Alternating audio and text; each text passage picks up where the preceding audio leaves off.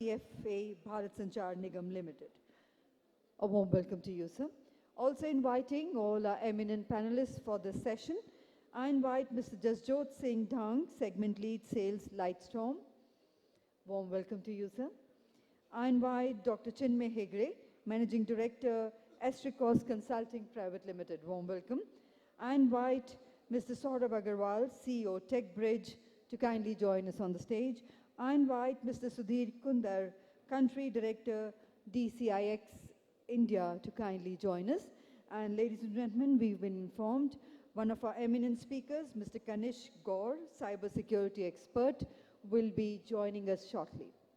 So once again, a very warm welcome to session 2 of technical presentations on the topic Data Center Cloud Transforming in accordance with new business models. And ladies and gentlemen, the time duration for this session is approximately 1 hour 30 minutes, and we are already running behind schedule. So we would request all our eminent speakers to kindly limit their presentations to about 12 to 15 minutes each, which is also the allotted time for each presentation. And we will request to have question and answers in the end after all the presentations are over. Also, if there's a constraint of time, we have almost all the speakers staying back with us for the panel discussion post-lunch. We can have the discussions during the panel discussion session also. And with those words of introduction, I hand over to our distinguished chairperson, Shri Vivek Duaji, for your introductory remarks, sir, and to kindly carry forward the proceedings of the session. Over to you, sir.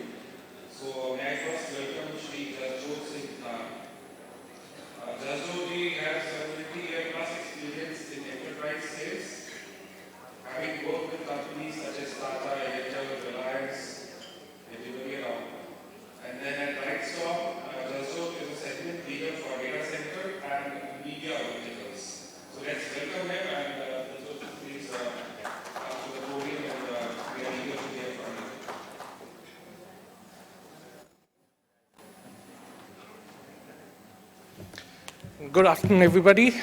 Thank you, sir, for the kind introduction.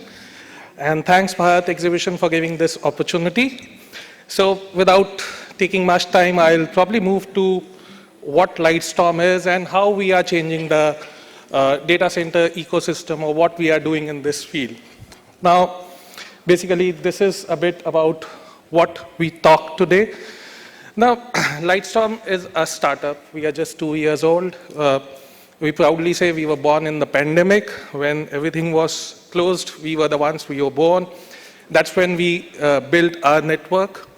We are a I-Squared invested company. It's a global PE fund, and we are basically building a carrier-neutral platform across Asia. This is to address the explosive need of data which is there. Just a bit about our journey. Founded in 2019, 2021 is when our network went live. And as we stand today, we are partnering with Centurion for building their CLS in India. And recently we signed up MOU with Government of Gujarat for our first CLS in India. Now, when we come to data center connectivity, you would wonder what we are trying to solve. There are enough telcos which are doing the same. So what does Lightstorm do differently? So today, if you envisage the telco networks, they were not built for DC connectivity. They were to address the voice, and the communication requirements about of the enterprises. The DC requirement is different. It needs to have highly reliable communication. It needs to have lowest latencies. And that's what we do by a unique design. We have built 90% of our network is built on OPGW cables. OPGW, for starters, is the cable which goes above those high tension wires. So it's highly, you can say, reliable, very less prone to cuts. Today, any telco between, say, a Delhi-Mumbai route would experience somewhere around 30 odd cuts in a month. We experience less than one because of this design. What we have done is we have built a linear network. Now, what that means? Does it mean it's an unprotected network? No, not at all. What it means is that we do not take any drops when we connect to different cities. That helps us reduce the latencies drastically compared to our competition. Of course, that is protected by another route, which is, again, a linear route. Now, this is what we are doing, and as we move, as Lightstorm grows, we would be coming up with a network as a service platform, which would be live soon, where users would have the flexibility to choose what kind of network they need between DCs, and they can create their own bandwidths and their own connectivity profiles. That's what we are trying to do in this market. Just rest is, it's an ASON-based network, any-to-any connectivity. Each data center is on a leaf architecture where we are connecting it via at least 3 paths. So that helps us to have high reliability. Now, what is essentially Lightstorm doing? We are basically connecting the ecosystems. What are the ecosystems? One is the eyeballs, which are the Netflix, Googles, etc., who are sitting with internet exchanges and others, which we are connected. On the other side are the cloud providers, which are the Googles, Amazons, and Azures of the world, to whom we are connecting. And then is the underlying DC infrastructure, on which obviously these clouds and these cloud exchanges are built. So Lightstorm is creating an ecosystem to connect all these parameters which are essential for our digital growth. That's where we add the value. We are a niche player. Like Tanuj said, we are operating in a niche where we are serving only this segment of the market with the value propositions which we talked of. This is what we basically do: the cloud connects, the data center interconnect, the IX peering. We are a partner to DECX for providing the IX peering services, and we provide tailor-made networking platform, like I said about a network as a service platform, which we are launching. This is where Lightstorm is. We are in 6 cities connecting Delhi, Mumbai, Pune, Hyderabad, Bangalore, and Chennai. We are connected to more than 50 plus data centers on a 3-path network. And as the year goes, we would be making Kolkata live, and from there connecting to Bangladesh and Nepal. This is the architecture where you can see each city has 3 NLD nodes, with each data center connected at minimum 3 paths and providing a reliable service. These are the data centers which we have interconnected today, and you can see most of the existing as well as the upcoming data centers are already on our network, and these would be the ones which are planned over next course of 6 months to 1 year. What we are offering is a first of class India's L0 NLD network, which is SON based without any electrical regeneration. Now, I know it's a data center event and you must be wondering, I'm talking about network, but without network, data center does not have a value prop to talk about. And as the clouds grow, as the data gets concentrated more and more into the empty DCs, that's where this connectivity starts playing an important role. Yes, we have seen we can work over internet from our homes, but at the end of the day, you are connecting to data centers, and all these data centers need to be interconnected over a reliable network. That's what we are doing. We have 90% of our NLD fiber over OPGW, and rest, basically, we have today most of the major hyperscalers and banks and other fintechs using our services. And we have been operational just for around 14 months when our network first went live.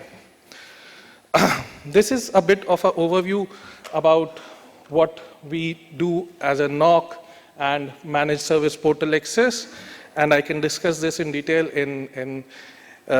with respect to time. I'll just probably move forward.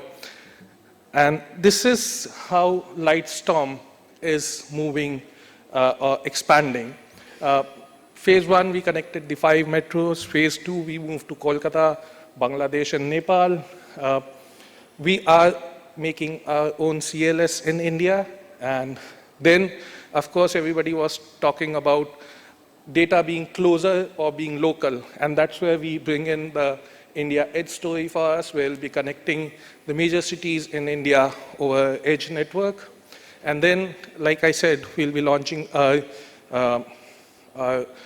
NAS platform somewhere towards the Q4 of this, end of Q4 of this year. And like somebody pointed out, that Indonesia is a big market, so that's where we move next. And of course, add to it Lightstorm Southeast Asia.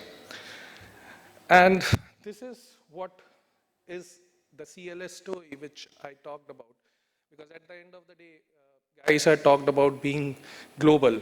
Now, the challenge with being global is today CLSs are between Chennai, Mumbai, that's where major CLSs are located, and these cities are getting congested.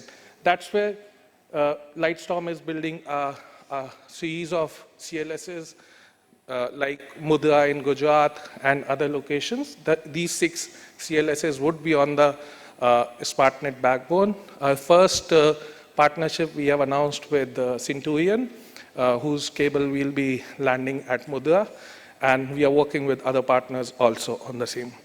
So that's it from my end, and thank you for paying attention. Have a good day.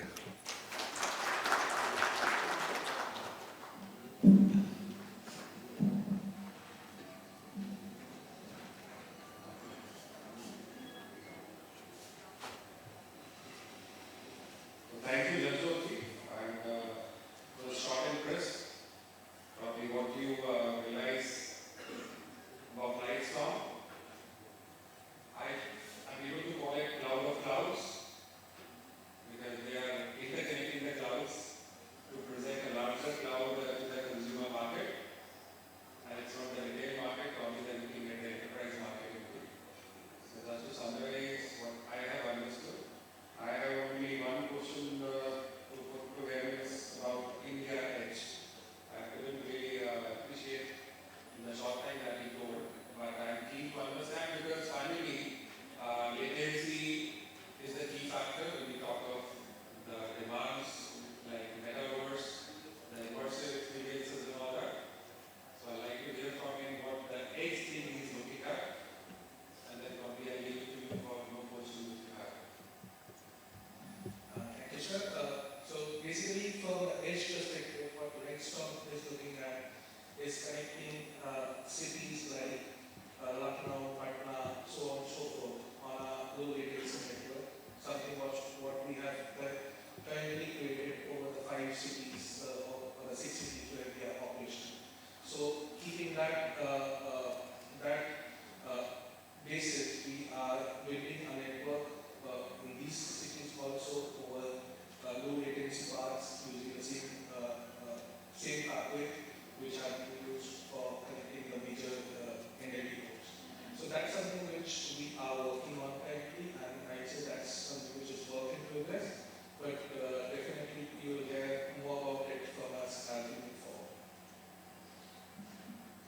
Thank you, because we into fiber business, we are seeing our partners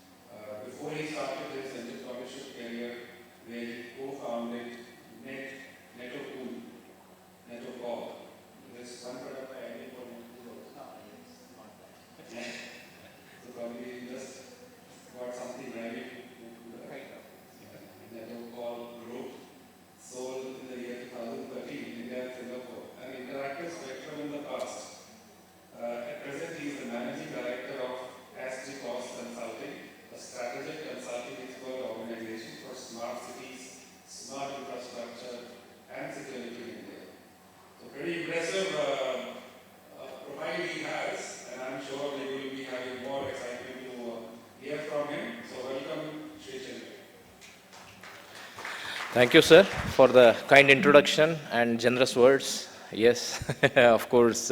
Just to clarify that you raised the topic of why my earlier company's name was Netocall. It was network protocol, short form of it. It was nothing great. Okay, so the simple thing. Of course, today's topic also is one of the, my topic especially is a simple topic, but yet it is complex, perceived as complex topic.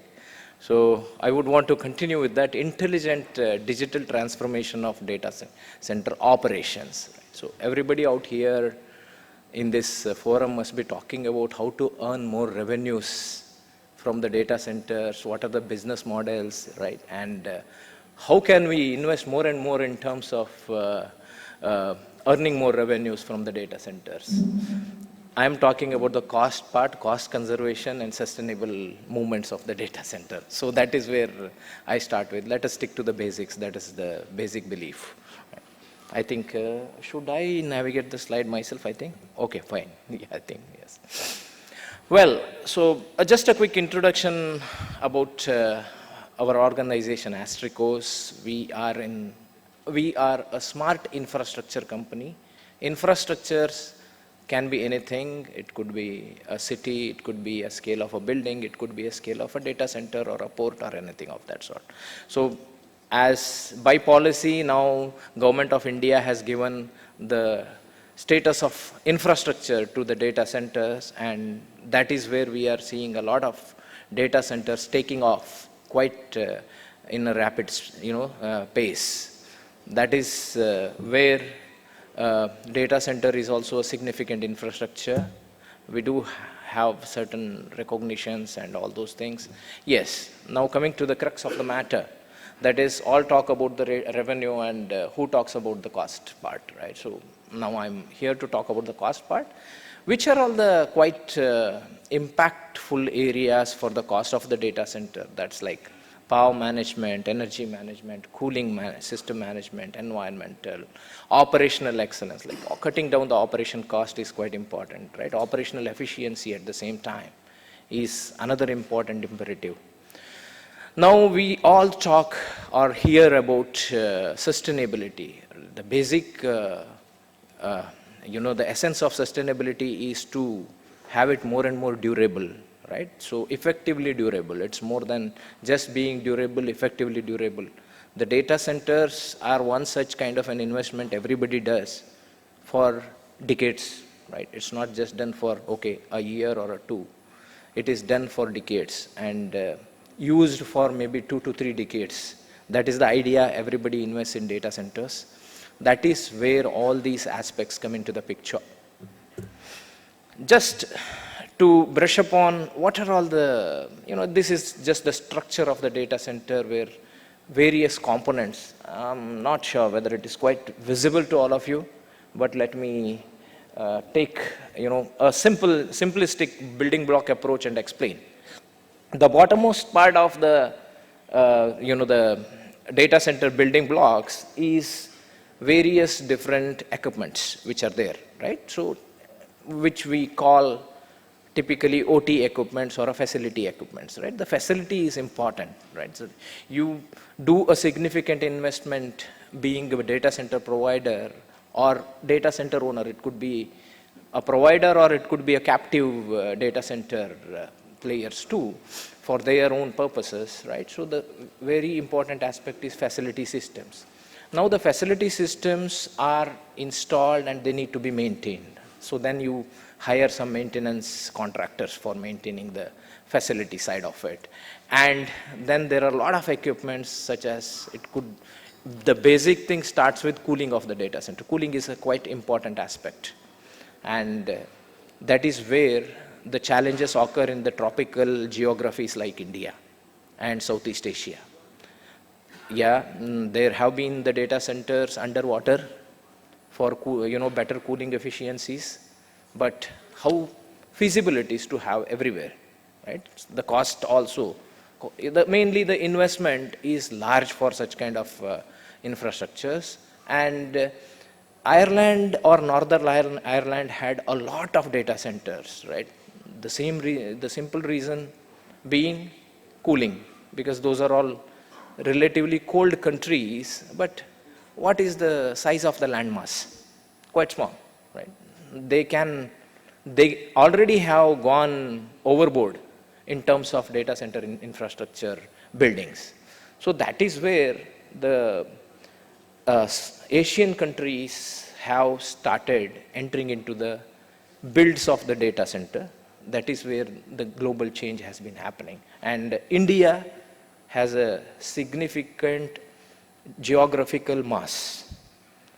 We have something called real estate for establishing such kind of large infrastructures. For our usage, because we have a huge market, that's about to be 140 crore people data, and also we can cater to the globe. So that is where India has a significant importance in terms of data center infrastructure. And all other facility systems, coming to the next layer, is the internal data centers part, which could be the facility for hosting the servers, network equipments, and all such kind of things, and then the core IT part of the data center. And then after comes manageability part of the data center, right? The various management applications, management instruments, and also. And the service delivery part of data center is quite important, where the challenges are uptime, maintaining the uptime, because this is where data centers are certified for uptimes. The TIA or the Uptime Institute, they certify the tiers of the data center based on the uptime of this, and various other SLA related parameters, such as the what you call the sustainability standards, as well as the SLA standards. And the tiers, what are all the parameters? These are all some of the parameters which we can see. The key important aspects, key findings, right? So these are the key findings which were part of some of the global studies.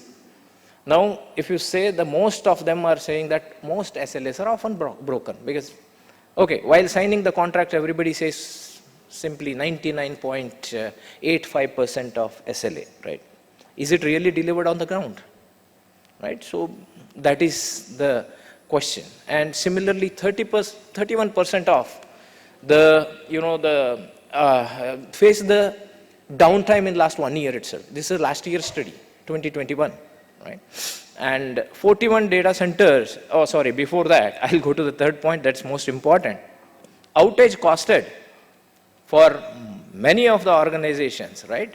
Third of each breakages, the outage costed more than $250,000, right? If each outage is so costly, then 41 data centers reported it had costed more than $1 million. That's another thing. And similarly, more challenges you can read through, of course. Now, I'll go for the shortfalls of it. Next slide. I think it's not moving. Okay. Now, we have, what do we do? Imperatives. Imperatives are improve the overall operational efficiency, right? We have to meet the SLAs, and we have to track each and every asset's health, right? The asset management or asset maintenance is quite important for catering a better service overall. And various such kind of things. All these operations of the data centers, what it could be, can it be reactive? No longer it can be reactive, right? It has to be more of proactive maintenance, because one of the data center customers, who is one of the largest BFSI, player in India, I was talking to them a few months ago. They were saying like, okay, there are so many outages occur, but they do not know the reason of it, right? So this is important aspect.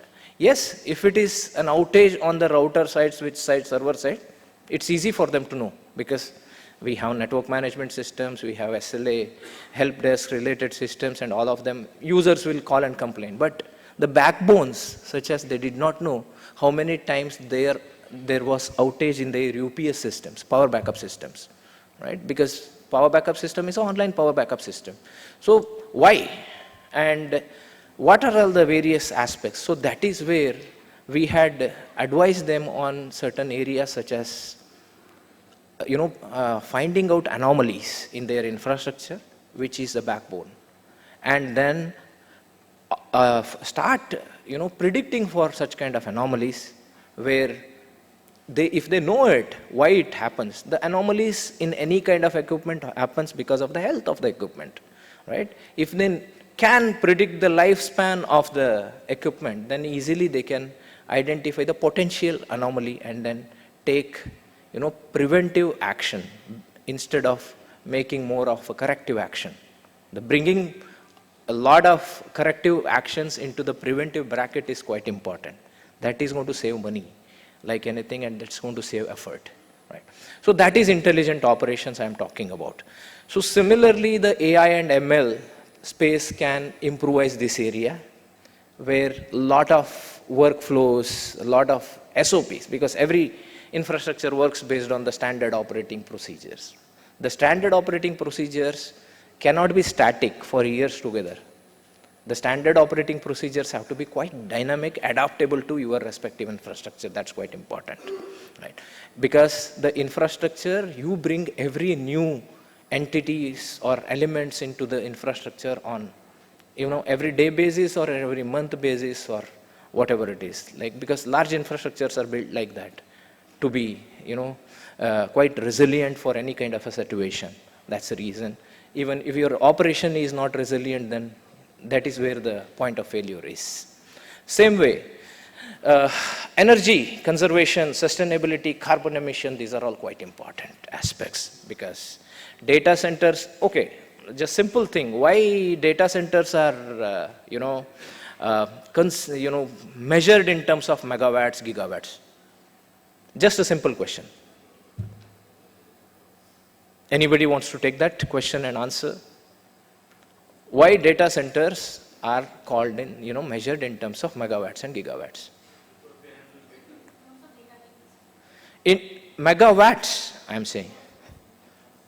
Nobody says that I have 3 petabyte or 100 petabyte data center. They'll say that I have a 20 megawatt data center. Yeah, I think people from the data center out here, Dua sir is here, BSNL may have easily about 100 megawatt capacity data center overall, right?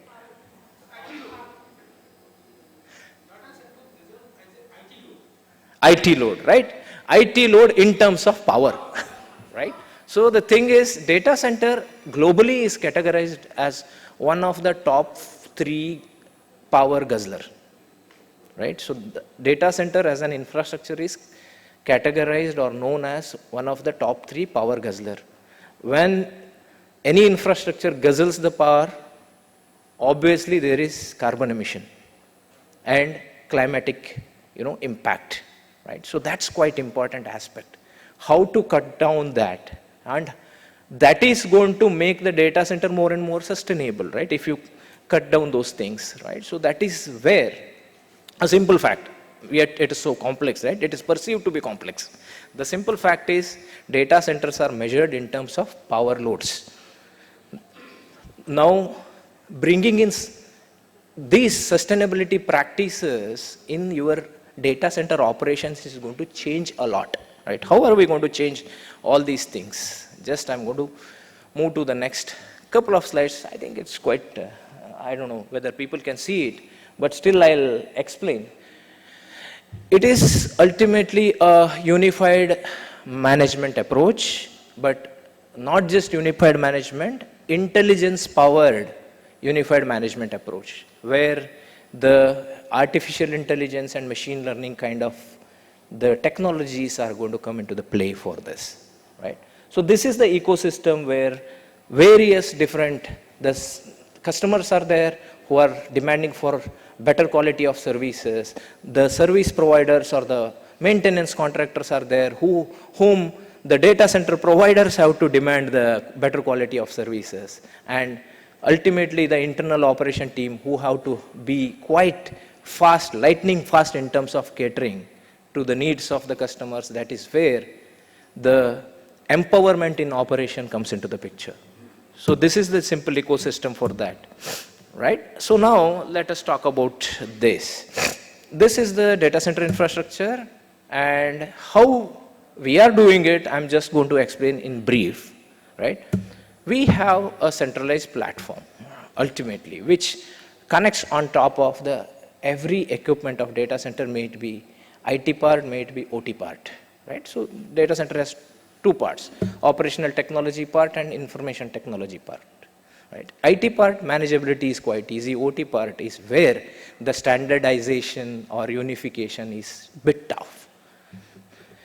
Now, every equipment generates logs, events, and all such kind of a things, right? So what you can do with that? You can do a lot of things with that, such as simplest of simplest thing is if you pay attention to the data center standards such as TIA Institute or any ISO standards of data centers, I'm saying data center KPIs, that is going to solve a lot of problems. At least about 40% of the problems are solved there.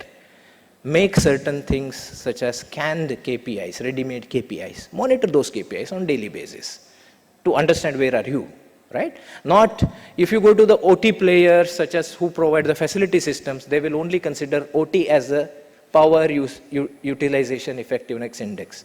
You go to the IT players such as server providers, network backbone providers, they ignore the OT part. They will only focus on the IT part of the things. But now, what we have started doing is focus on both the parts. Because IT power load cannot be catered without having OT as a backbone. Simple fact. But IT load is focused more and more because it earns revenue for you. But OT load is a cost part. It makes you spend more and more. That is the major, the difference out there. So how to marry both the worlds and take it forward? That is the attention which we started doing a change into. So, yes, I'll be done by then. Yeah. So, user-defined analytics and then visualization of the infrastructure, such as digital twins and all those, right? Then, okay, I'm collecting information, seeing the KPIs and everything, but what can I do with that? I have to put that back in action. Only then, such as automated SOP amendments, automated maintenance work orders, automated actions, device controls, and all these things, right? So more and more details out here, right? Anyhow, moving quite fast because in the interest of the time. So what in simple we do is this unified operations management, which again, unified workflow management across IT and OT land of the data center. Then power it up with various different AI and ML driven operations. First two, which you saw, the unified command and control and unified SOP management, which needs to be powered with AI and ML, which brings in intelligence part of it. Intelligent, that makes it intelligent operation. And then give a complete mimic of physical infrastructure on your system. That is called digital twin in a 3D world, where, like metaverse is coming in, right? So you walk through the data center, all these things, but you operate through that. That's another aspect. And of course, this is one of the efforts which we have done for one of our partners, that is Schneider, where we have given them a kind of a unified platform to manage multiple different data centers on a single thing for one of them. That's it from my side. Thank you. Any questions? I'm open for it. Thank you.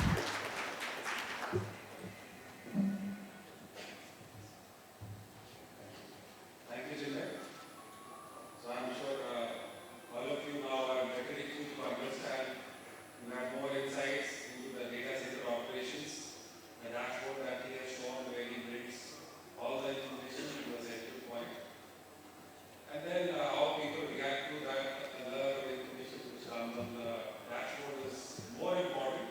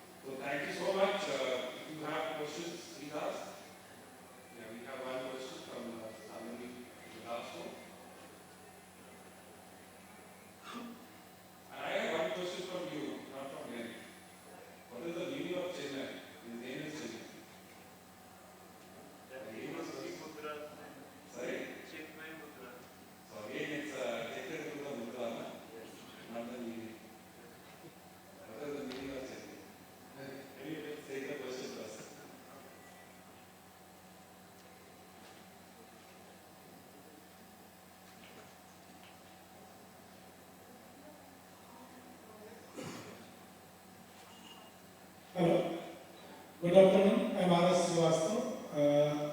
I'm operating data center STT.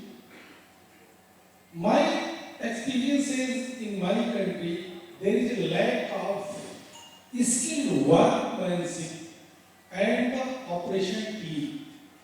Most of the breakdowns outages not because of the system failure, because of the human errors. And every data center operator is struggling for that. Number one. Number two, we are also facing the problem of the power. Wherever we are running the data center, getting the sufficient power from the DISCOM is a big challenge. And the quality of the power is still because there is no competition in the power DISCOM. Whatever they want, they are serving to us. But the quality. Efficiency, right? Human intervention in operation, Yeah. number one. And number two is about power capacity or utilization. Well, a good question, first of all. Number one is more human intervention, more errors. Yes, it is. That is where the automation has been. But automation also started demanding human interventions. That is where, like Mr. Dua just now was saying that so that they came in, right? So now, let us take a simple study of so many alerts that get raised in data center. How many of them are that can be addressed by the machine itself? It is more than 75%. The meaningful alerts are less than 25%. Right? Now, human intervention is required wherever it is required. We cannot go away with that. Right? But how many we can mitigate with the help of data intelligence? That is more than 75%. So that is the change which is possible by the system. We have tested, we have tried, and we have shown to some of the customers too. That more than 75% of the events that get generated can be automatically translated into meaningful SOP amendments. That is what I was actually highlighting. Standard operating procedure amendments. Right? If it requires the intervention of human and responsible human at the same time, not any and everybody of the data center operations team. So only then it can demand the change. That is possible to do, number one. Number two, about energy, the power. Right? So power is a big factor in terms of data center, as we just now discussed. But have we even thought of bringing in something which doesn't require build or design change, but yet it can save the power? That is possible with the help of the power of data. Right? What it can save? It can easily save anywhere between 5 to 7%. Is it small? If we are talking about 10 megawatt of the data center's capacity, right? 5% is half a megawatt easily. Right? Half a megawatt too, and it is possible as it excels more and more. We can even go to 10 or 12% of savings too. Right? This is without changing any infrastructural models. That is, without changing your build, without changing your design side of it. No additional investments, just with the help of analyzing the data, doing the data efficient operations, with the help of that itself, this much is possible. So if we do that, what we save, we can put back into earning revenues. Right? So that is where the total, the revenue which is earned, is a return on earning, right? Which we call ROE, right? So that is going to be more and more effective with that. Hope I'm answering your question. Thank you. Just two quick tips that I followed and experimented when I was in data center. We have this thinking notion orthodox way of handling the cooling in data center, that air conditioning is a must thing for the data center. Hyderabad is getting super hot in the month of April and May, but then it gets cooler. And then I asked my people that if we can use the ambient temperature or the weather for the cooling natural, then what is the problem? First of all,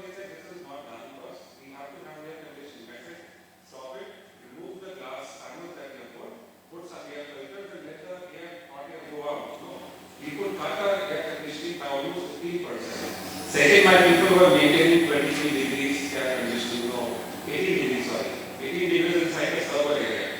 I said to bring it up to 23, 24, because the HPIGM and the AMG folks told that our equipment is heavy at 23, 24 also. But why you are still not at 18 degrees and spending more energy on cooling? We brought it up to 23 or 24, and another 10% or 7% was saved. So just by having small layers experimented done, we could save 25% of energy. And on the lakes or the connectivity to the transformer or the substation, if the data center is used, it should never be on the ring. Because on the ring you have a lot of load shedding happening and then power cut and everything will happen. So you just need to have one power cable underground with the connection done to the substation, and your power structure will not be there. The consistency in the power will be there, because then they know that this link is not to be disrupted whenever the load shedding is to happen. Small measures do make a lot of effect, but the energy guys have to take the driver's seat. That is very important. Which conventionally is not a method of managing a data center, because the IT folks will always be in the driver's seat, which is not done as we see the situation really getting disturbed over the large consumption of energy. Just a quick addition, sorry, just that this point has come. And most ignored part is maintaining the asset. Assets are being maintained only when the fault occurs, right? It is not maintained when, it is not checked for the health of it actually, or the lifespan of it. If you do not do that, the asset is going to draw more and more power, right? And at the same time, the power equipments are also the quality of the power delivery is going to deteriorate, and that impacts on other equipments, right? So these are all the aspects. If you have some kind of intelligent system that can tell you, then it is easy to operate. Okay, thank you. So let's welcome, we have behind the schedule. So let's now welcome Shri Saurabh Agarwal. He is the CEO for TechBridge. He has graduated from IIT BHU Varanasi 2000. And since then, he has worked with reputable organizations like Wipro, Sonos Network, Huawei, Alcatel. His career spanning 22 years, traversed challenging domains, taxing experiences, extremely educative projects, works across geographies of the globe. It's a very, very interesting and long story he has, but to cut it short, he has one very important line put in the profile. He believes that acceptance towards change and quick adaptation is the crunch for growth mindset and leads to excellence. That's what precisely I heard Harshal Mathur, that innovation leader you all must be knowing, on the Ken podcast yesterday. Your line is just the ditto what I heard yesterday. So excellent, sir. Let's start with the session. Thank you, sir, for your kind words. And I welcome you all to this beautiful conference. And thanks for this opportunity to speak on this very interesting subject, which is data centers. And we as a company want to contribute, have been working in this direction of lots of data coming in the picture. So I represent TechBridge, where we are producing some interesting solutions and products. So the topic which we have taken in the new business model here is unified NOC and SOC. So it's very interesting today after COVID and this new digital arena where security is becoming a big concern. And while Chinmay has rightly identified that NOC and how AI, etc., is helping the NOCs becoming more efficient and more intelligent, we observe and we propose that organizations are working towards integrating the NOC and SOC portion. Now, we see lots of security concerns coming up, lots of such issues coming up in terms of cyber attacks and malware attacks. And with the unified NOC and SOC, we see around 30 to 40% efficiency can be introduced in the system. Now, it's very interesting point that as we have identified, sir was referring to where is the meaningful action. So similarly, when some security event has happened, where is the meaningful action? Who is identifying such things? How are we checking on, is it a cyber attack or something which is actually being intentional happening in our system? So what we are proposing is that a unified dashboard for NOC and SOC is the right way forward, where we can give the meaningful visualization to the NOC teams, and we can identify the right actionables for the security teams how to act upon the events happening in the system. Recently, we heard in in Maharashtra some time back there was a downtime which has happened for some attack. Now, obviously, the NOC teams will not know exactly if someone is threatening the whole platform or the IT infrastructure. Now we have so important, so much of, data centers are becoming large, lots of data is there. So security is becoming a concern. So we are introducing, or we are proposing here how the efficiencies can be introduced by, convergence of the NOC and SOC teams, basically, and giving them the whole visualization as a comprehensive view. We don't want them that they should work in silos and organization doesn't know exactly how it is happening around and they just being scrambling upon what is happening around. So we want to present here the picture and we are working so that the unified NOC and SOC can be introduced in the organizations. So here we are proposing what is the methodology when we think around how to unify the NOC and SOC. We are talking about the concept. The concept of NOC and SOC unification is very critical. Now, we should identify the, what are the various toolkits that are being used. We need to see that how do we identify the merger of those toolkits, how to use them efficiently, wherein already the organizations have invested in some things, which are, the NOC components, SOC components, various things like that. And now, we also need to identify that what is the balance we need to see in the IT and the security infrastructure.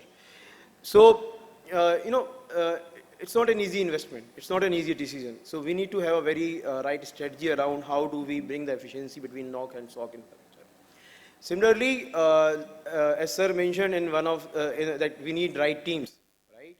So we need to have the right team size, skilled teams, so that we can have the right merger of NOC and SOC, or the unified view and unified operations of NOC and SOC. So these are the three critical, prerequisites when we talk about the unification of NOC and SOC infrastructure. Okay, so this whole concept, when we start moving into the direction, it has to be operationalized. Like how do we, at what level this unification of NOC and SOC will happen? It happens at three levels: organization level, system level, and the asset level.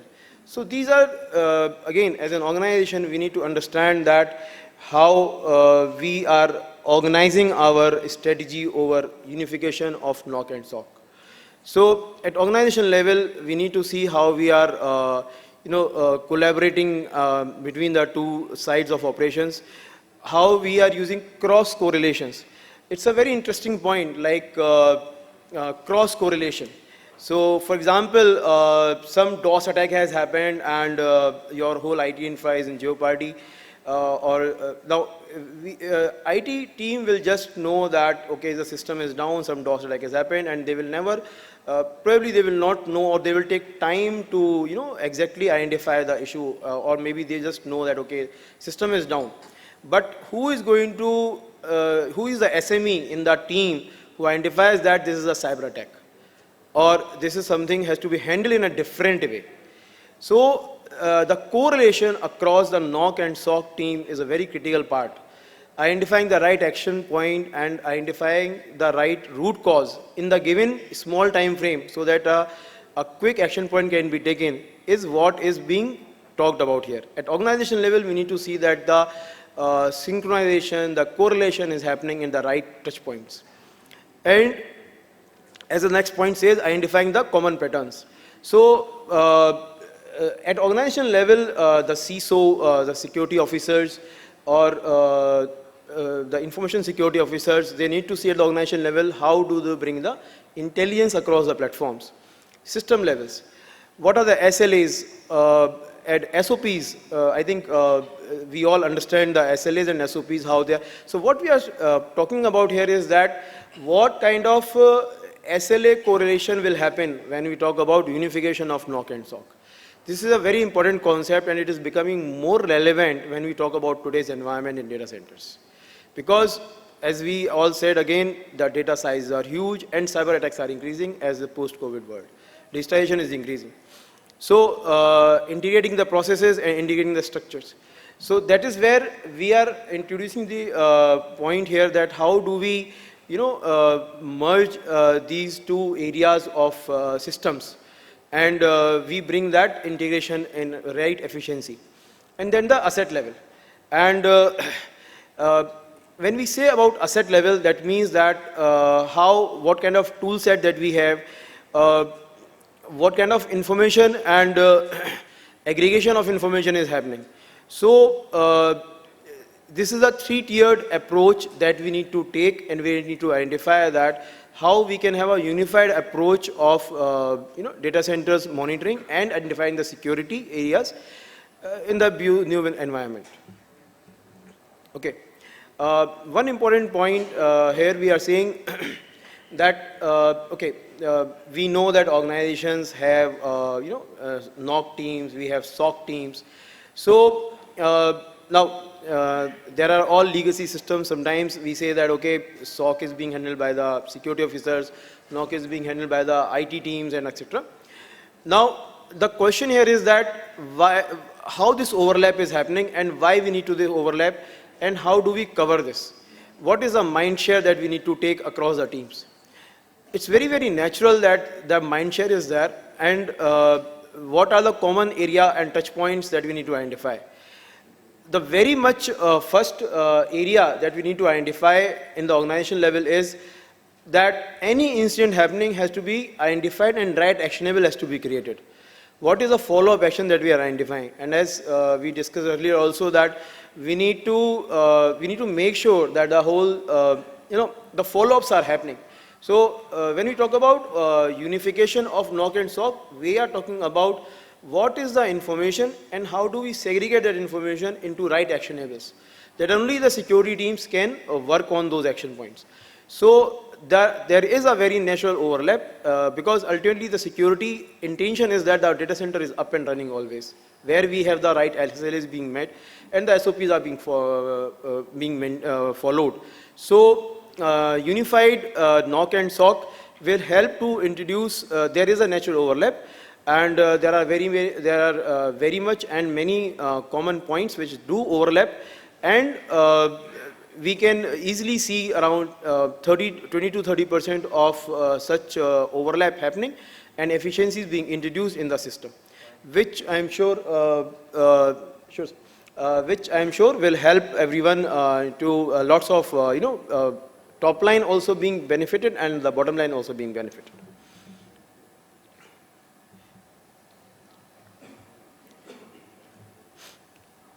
Okay, so as we have been talking across, what are the benefits of unification of NOC and SOC? We have better security, improved network performance, that's the SLA part, improved operational and cost efficiency, and improved response time. I think these points are pretty, they come natural when we run the data centers, and we all understand them. Now the point is that how do we operationalize this concept and how do we introduce it into the teams?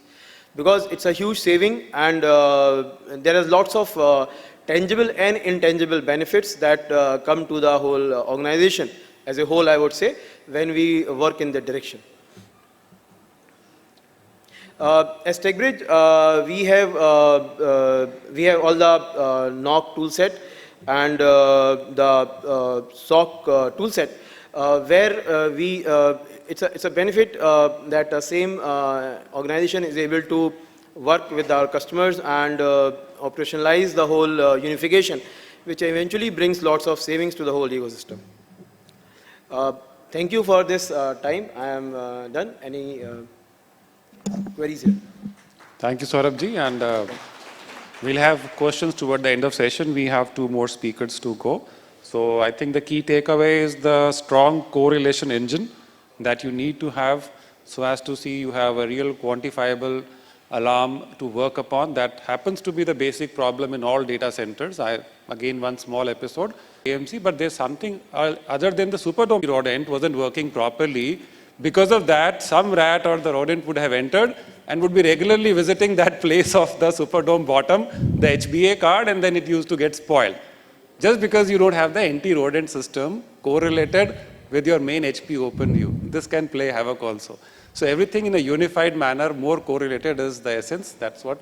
Thank you, Saurabh ji, and let's welcome Shri Sudhir Konde. He is the country director at DCIX Interwire. I'll not go through all the beautiful profiling that has been done for him, but quickly one line, Konde ji believes the digital triangle of 5G, AI and IoT will be the critical drivers of digitization and edge interconnection. So that's the mantra he has presented here, and let's hear from him in his presentation. Over to you. How difficult it is to run. And before I dive into my presentation, thanks to Mr. Gaur, because if he wouldn't have come, I would be the villain between your sumptuous lunch, and it would be difficult for me to actually hold your attention.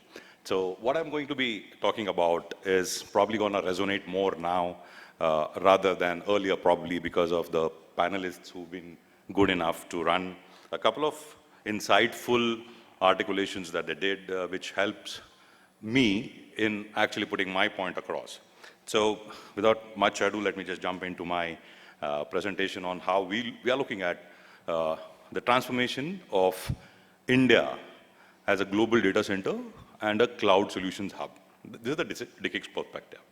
Now, if you look at the Indian DC ecosystem as of now, what you see is we roughly have about 162 plus, a couple of them here and there, colo data centers around, 19 internet exchange points, and 26 cities where these DCs are present as of today. Now, some interesting trivia that I would want to share with you on the data implosion that all of us have been witnessing. Look at the population percentage in 2017, 26.7%, from a 27% kind of a piece to 22 when you are almost at the edge of 60%. That's the kind of jump you're seeing there. Device, I don't need to talk too much about it. 2017 is 1.6 billion devices connected to the net as compared to 22 when 2.2 billion plus is the number that we have as of now. You look at the average speeds from 9.5 megs in 17 to 22 where you have 32 odd megs is the average speed that you see. And look at the colossal data consumption from 2.4 GB in 17 to a whopping about 14 odd gigs as of now. So this is something that will give you the understanding of why we see the implosion happening and the cascading effect that it brings in. Three critical factors that we see are investments, market, and the necessary policies that accelerate everything that nation and ecosystem players like us would want to do. Now, if you see, one of the most important things that we are here seeing is the investments getting done. These are just a few names that I've been able to put up, but the numbers definitely speak volumes. So from a 14 billion USD investment in the last 5 years, by 25, we should see $28 billion being invested in the Indian ecosystem. And these are some of the names, and there are some more also who are coming in as of now, which actually is going to lead to a lot of action in this industry. And that's where I think we are at the cusp of getting some great action being seen, not only in India, but globally as well. And there are reasons why so many people are coming into India, whether it is, an X organization or a Y organization. We are privileged enough to have conversations with almost 99% of them, and that lets us have a little bit of an unfair advantage to understand what is it that they look forward to in a country like India, and why are they investing so heavily here. So, two influencing factors, as I said, policy. Firstly, a forward-looking policy announcement that got made during the budget where we said infrastructure ambit, obviously data center comes in. But how do you take that at a national level and then adopt it locally in your own states is also going to be more important. And this is what we saw recently where there's been a plethora of investments coming in the northern India, specifically in UP, if you see. And these are the points which we saw whether it is capital subsidy, whether it is interest subsidy, whether it is the right kind of policy and ease of doing business as a guiding principle, single window approvals, and so on and so forth. So while we see all that, our key findings, if you see, from a global perspective, is that over the period of 19 to 25, cumulative investment in the DC industry is anticipated in the range of about $1.3 trillion, and IT infrastructure would amount to 77% of the total data center investments. The remaining obviously will go to the peripheral, so I wouldn't want to dwell too much on that. Here, from an Indian DC perspective, if you see, over the last 19 to 25 period, a total investment of about $28 billion is going in and will touch that number by 25. So India is expected to have a CAGR, as it was earlier said, but then the quoted figures are quoted figures. I'm sure these numbers will be far, far more overachieved when we see the actual action happening. What's the competitive advantage? Why India? The fact remains that majority of our investments are concentrated for tier 4 data centers. The cost advantage in operating, a couple of earlier panelists have said, so I wouldn't want to dwell too much on that. The availability of skilled manpower is one of the greatest assets that we have. And obviously, everybody will face challenges at a certain time back. And that's where the skilling and reskilling keeps on happening. And human capital is something that will gain more. Already enriched with decent amount of connectivity solutions that are available as of now. And that's one angle which is a large subject in itself. So I would say these are the locations where we have the best available as of now. Geographic location, power, fiber connectivity, right kind of construction backups and operational efficiencies remain here. India is also looking at sustainable data center builds, and I personally am involved with a couple of organizations where I see the way in which they have taken huge strides in wanting to subsidize the kind of raw guzzling of power that they do by doing a lot of stuff, but for their own reasons known to them, they don't want to be talking too much about it, but customer typically faces, you see.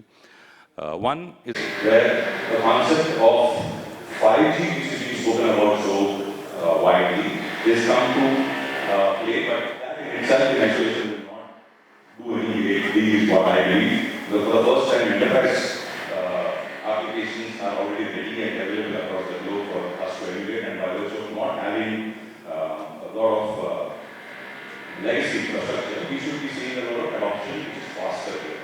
So while we call this a digital interconnection triangle, wherein AI, which is the brain, IoT, which will be the hand, and 5G will be the heart of this operation, and you will see magic happening, trust me, in the next 24 to 36 months. Because we see a lot of use cases which can be deployed in India because of the reasons that I gave. Very soon we'll be launching apps which will be able to make us more relevant to all the customers within a data center ecosystem. As a result of which, the stickiness of the customer, small 2 seconds more to talk about what we are as of now, last but not the least obviously, is that we are available across 40 internet exchange locations across the globe, more than 3,000 connected customers and 500 data centers. In India, we deploy only within data centers. As a result of which, we have 4 exchanges and 4 vendors, 580 plus customers, and 16 data centers across 4 vendors. Digis Mumbai, about a year and a half back, became Asia Pacific's #1 in terms of connected customer base, which is something that everybody here needs to be proud about. The fact that one Indian entity, which was nowhere 3 years back, today is at #1 and consistently sustaining that growth at at a pace where you have 29 countries and 150 exchanges being on. I spoke about my single access service, which gives you a plethora of services now, and upcoming services like Globia and Network Solution, which will be there very good. We have our presences, as I mentioned, in multiple data centers, and as Ashok said, we also have connectivity to 16 plus, 22 plus data centers beyond this, which are connected by Lightstrong, because a couple of them are overlapping with the sets that we are already present. Last but not the least, we do humility amongst a plethora of other awards and recognitions that the organization got. For the 7th time, company won the Global Career Awards as the best internet exchange operator globally, and a couple of Indian ones. My name is Sudhir Kundar, I'm the country director. Feel free to give me a shout out, post your lunch break. Thanks a lot for your patience, and I hope I made this time worthwhile for you. Thank you.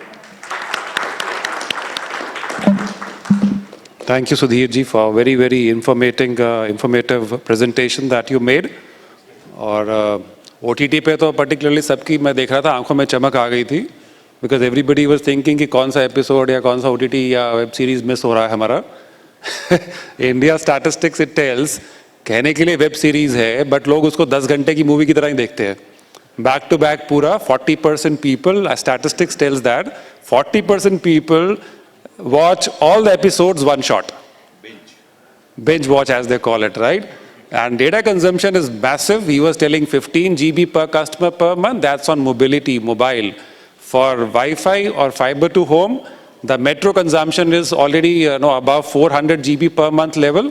And pan-India, the average is 200 GB per customer per month.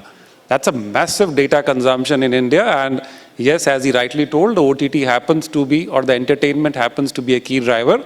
And for us also, as a telco, 22 crore homes where the cable TV or the satellite TV is there today, they happen to be the target audience for the fiber to home services 5 years from now. So all telcos are fully gearing up for that show. But yes, the explosion on the data is mind-boggling. As he rightly said, data is the new oil. All of us fully agree. But oil has a low ignition point. It has to be transported very safely. It has to be stored very safely. And to address this concern, we have our next speaker who will be speaking on the security aspect, Shri Ganesh Gaur. He's a TEDx speaker, I tell you. So you'll have a very exciting time to hear from him. And he is a cyber security expert. A lot of work he has done on public policy, digital technology expert based out of New Delhi. And he has been specializing in areas of online safety, harms prevention, and then internet governance, so many things. So let's hear from him directly rather than putting more words to his profile. Over to you now. Good afternoon, everyone. So I'm the last speaker. I am keeping you away from lunch. I'll keep it simple, straight, and short. I'm going to talk about, in today's scenario, why is cybersecurity important. We've seen that we're building up new technology, new data centers are being set up, we are moving to cloud. Everybody is talking about improving latency, bandwidth, 5G is going to be launched. But today, cybercrime is increasing in a big way in our country. And everybody in this room will be getting messages, right? Your electricity is going to get cut in the next 18 hours or 12 hours. How many of you have got those messages? Anyone tried talking to them? Okay, why are they trying to, disconnect the electricity? Anyone, can you just make it a little more interactive? It will be easier. I'll keep it very simple. Can you give the mic to that gentleman? There on the back. Yeah. So that's one. The second is that your card is getting expired. Your credit or debit card is getting expired. Yeah. And it will be disconnected. Contact on this number. Yes, sir.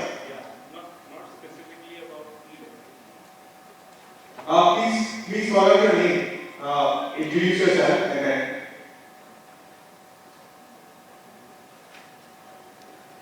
Guys, maybe go ahead. I think we can hear you. Please go ahead. My name is Hani Chanalian. I'm the technical director of a company called Wheel Global Services. Okay, great. So I got not specifically about electricity, but yeah, about the credit card and you got some free points. And I could clearly sense that this is a scam call. But I still talk to that person, right? And in fact, I gave a fake, credit card also number, and then try to see, what he or she is coming up with. Yeah, so. Sir, how many people in the organization have got some messages from their vendors saying that you are not paying your internet connectivity bill on time and you will disconnect your services? Anyone in this room? But the good point is, they were, when we were discussing, they were, kind of questioning me that why I'm not giving the information that she is looking for. So absolutely, if they figure out, then they will disconnect you, right? They will block your number as well. So this is what I do for daily living. I help track cyber criminals in this country and outside.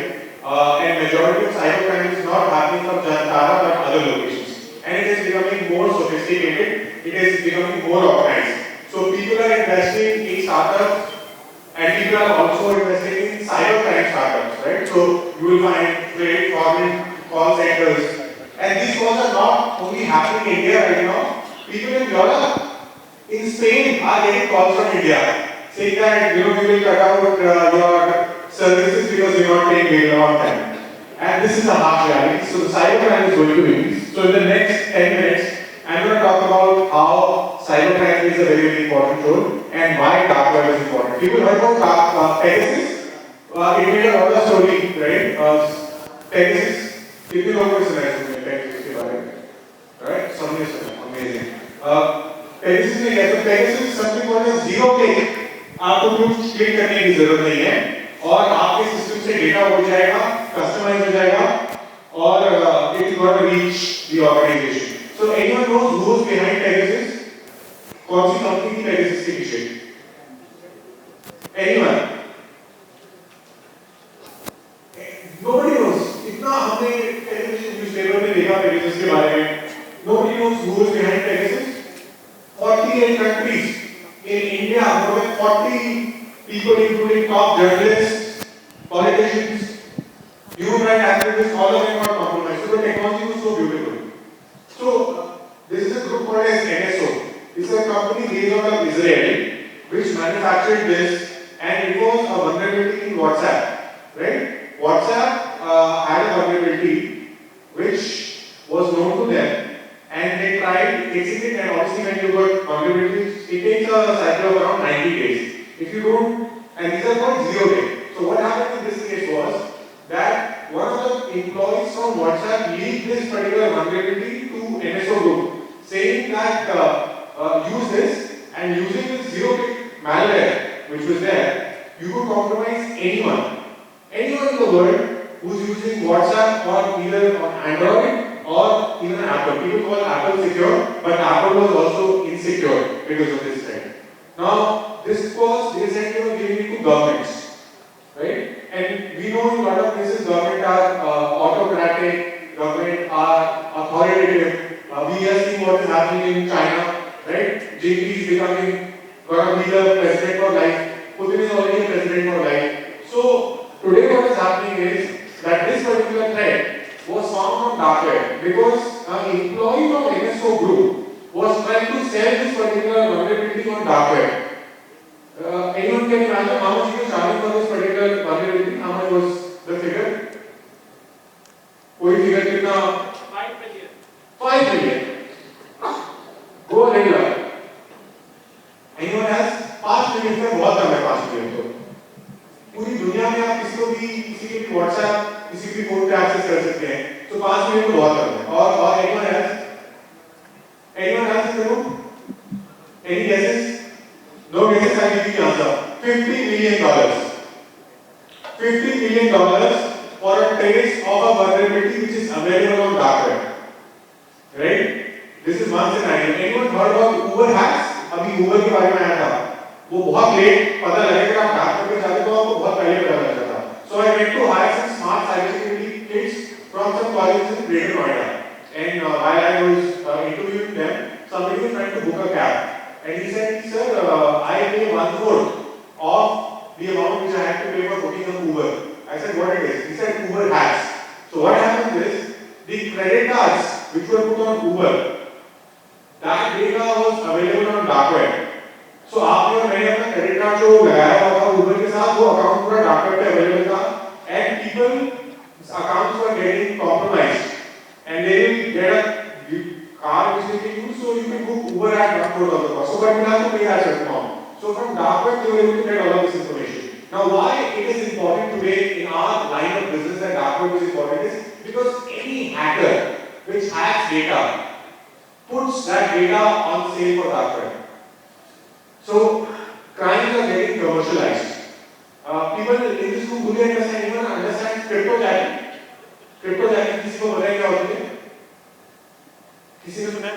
anyone? So in crypto jockey, what happens is in your data center, somebody will use your compute for mining bitcoins. मतलब आप एक business चला रहे हैं आपके computer system bitcoin mining के लिए use हो रहे हैं आपको पता ही नहीं है and this is called crypto jacking एक कंपनी है इंडिया में जिसका के साथ अभी क्रिप्टो माइनिंग हो रही है इसके डेटा सेंटर्स में एनीवन किसी को पता है कि क्रिप्टो माइनिंग बहुत बड़ी कंपनी है फॉर्च्यून 500 कंपनी है ये सॉरी नॉट वजीरेस another one Aditya Birla Group's systems were used for crypto mining. So what was happening was कि उनके data center operations 24/7 चल रहे हैं पर data center operations were compromised और उनके servers जो थे the servers that were there were used for mining bitcoins. Now how do Bitcoin mining? You find people 17, 18-year-old हो सकता है आपको डेटा घर पे बैठ के Bitcoin mining कर रहा होगा डाक करके आपको पता भी नहीं होगा right? And they are given access to certain lines of code which they can write for developing mining coins. And these coins could be anything. It could be, Bitcoin, it could be other cryptocurrencies, and a lot of new coins are getting created. So Bitcoin and other cryptocurrencies are the new words. It's part of the new world order.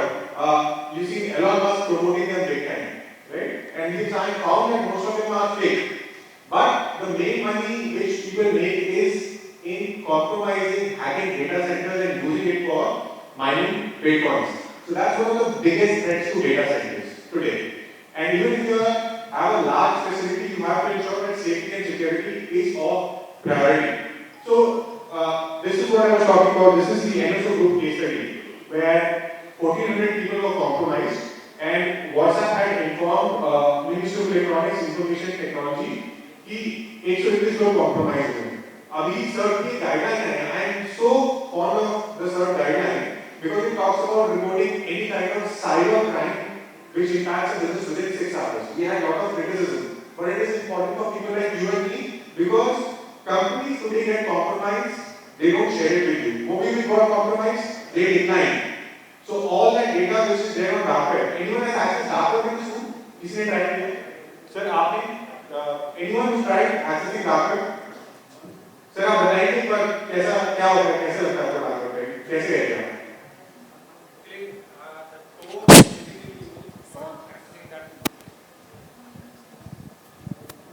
So basically, it's a Tor browser we have to use to access those. Basically, it masks your identity, your IP will be masked multiple times, so your public IP won't be available to anyone. Absolutely. So, when you are on dark web, your identity can be compromised. So, if you and I tried accessing from a Google Chrome dark web, हमारी identity पता लग जाएगी, and the hackers on the group can compromise your and my identity. So, we use something called as a Tor browser, Tor relay browser. What happens is, it creates a tunneling mechanism where it has encryption. So, the person who accesses dark web, पता नहीं लगता. So, you don't know on dark web who are you interacting with, and your identity is also anonymized. So that's the beauty of dark web. Now obviously, in case of dark web, lot of data today is available, and Tor relay browser is used for accessing dark web. So today it is becoming the underground market for selling any kind of hacking, any kind of data that is compromised. So we saw in case of NSO Group how in NSO Group one of their own employees tried compromising it. $50 million worth of sale. Anyone can guess ये पता कैसे लगा कि $50 million की cell एक company का employ करने की कोशिश कर रहा है? Anyone? Who do you think? So if you tomorrow go and try and buy any kind of illegal substance or activity, because there are other illegal substances also on dark web. Drugs are sold on dark web. We heard about the entire Sushant Singh Rajput case, and they were looking at dark web based threats. Anyone? Which are the agencies globally which keep a tab of dark web? Anyone can guess? कौन सी agencies हो सकती है? So FBI and CIA and FBI keep a tab of dark web. So any large scale transaction like this one on $50 million was faced by CIA, and they went and found out that this is an employee from NSO Group. And then WhatsApp had filed a lawsuit against NSO Group, and that employee was arrested. So it's not just that dark web is completely anonymized. There are agencies, and even Indian agencies are trying to build up competence to find out what is available on dark web. So let's just understand what is dark web, कैसे इसको आप access कर सकते हैं. So today, if you look at dark web, is part of the internet which is not accessible to 96% of people. And what it has financial records, medical records, legal records, organized data, government resources. So when you go on dark web, you will find out a lot of government resources. COVID की बहुत सारी vaccination के certificate या World Bank का data था around their own choice was available. Why dark web is important today is because companies, if they want to find out if their data is leaked, that can be found on dark web. You don't need to get somebody else, but you have to do it in a secure manner. The other part which is important about dark web is that anonymity is there. So you don't know who's done it. You can find out your passwords would be leaked on dark web, you can change those passwords. So with a lot of companies I go and work, I tell them your data is there on dark web. If that data is breached, you can look at securing and building up additional layers of security. Aspects such as any kind of malware, Trojan, or any kind of new cyber risk are also available on dark web. So let's understand how dark web was set up. It was started as a free project by the US Naval Research Laboratory, and in 2006 it became a not-for-profit. And Satoshi Nakamoto, who was considered as the father of Bitcoin, nobody knows who he is today. Somebody says that he's from Japan, somebody says it's a mask identity. He launched the Bitcoin currency and a Silk Road marketplace was launched. So Silk Road marketplace was basically for selling all kinds of illegal substances, all kinds of illegal activities. It was more like the dark world which was there, and FBI shut this down. But today, there are multiple such dark web marketplaces like Silk Road which are existing today, and these marketplaces continue to sell all kinds of threats and vulnerabilities about organizations. So it's important for organizations to keep a tag about what is available on dark web. So how do you access dark web? Two ways. You can either have a I2P network, or you can set up a torrent like one of the 10 persons mentioned there, and ensure that your privacy and anonymity is maintained. And through encrypted channel, you can access dark web. Let's understand what are the threats. So I mentioned about Bitcoin, money laundering services, stolen accounts for sale, leaked personal information, and a lot of malwares. So like in this case, this is Warpath malware that is available on dark web, which could be used for compromising. Today, ransomware, people understand ransomware in this room. Ransomware as a service, you can find out ransomwares which are available as a service for hacking are also available on dark web. So that's why having a strong presence on dark web for companies is very much important. So let's look at some of the risks that come from the dark web. Obviously, for any kind of threats which come from the dark web, it's very important that you maintain strong IT controls for your data centers and for your IT systems. The risks are Bitcoin mining, reputational brand risk, because the new guidelines are coming. If you got breached, you don't report to CERT, you will get obviously penalized. If you are in the critical infrastructure or you are in a sector such as banking, financial services, you will see that there could be penalties which RBI and other regulators will put on you if you don't report the breach. So for any organization to find out if they are already compromised or breached, they can do that through an activity called as cyber threat intelligence, and they can use multiple cyber experts for carrying out this activity. So some of the activities which can help you find out the threats which are there on dark web is threat intelligence and dark analytics, which could be used. Your WAFs are your first line of defense. So configuring your WAFs, your emails could help you safeguard from cybersecurity risk. If I talk about how you look at a cybersecurity solution overall to ensure safety and security, a cyber threat intelligence activity which looks at doing dark web crawling, Google blocking, looking at cyber squatting, something like this could help you safeguard your business from any kind of cybersecurity risk. That's all from my end. Thank you so much. Really appreciate you giving me this opportunity. Thank you Kanishka.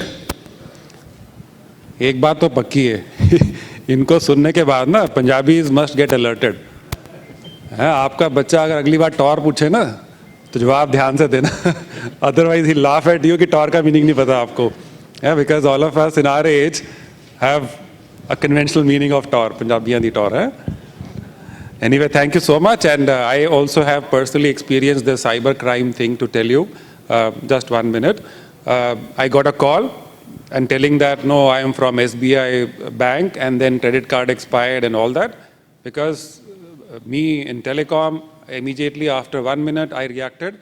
I know you are a cyber criminal, and then I'm recording your call. I'm putting on trace all that intelligence that I have. सामने जवाब आता है कर मैं देख रहा हूँ।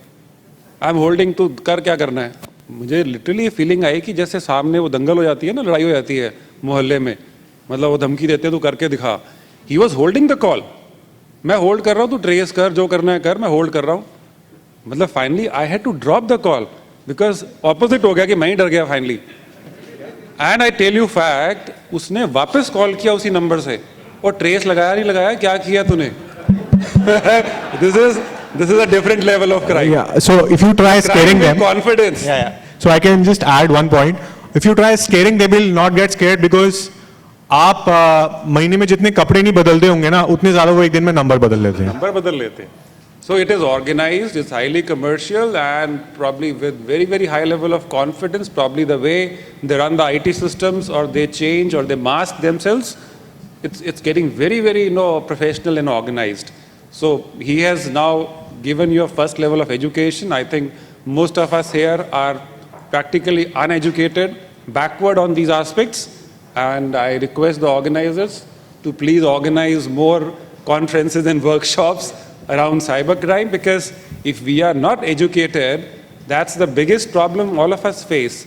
Lack of education itself leads to so many problems. Agyanta sabse bada abhishap hai, we must understand. So thank you so much for this very insightful first level understanding of what the cyber crime word is, the dark web and everything that he explained. Now if you have any questions to ask the speakers, we have 5 minutes. Okay, so what she's telling is that post lunch, because probably she's able to guess what you are waiting for, not the sweet words from all of us, but for the sumptuous lunch outside. So she's asking her to break for the lunch. Over to you.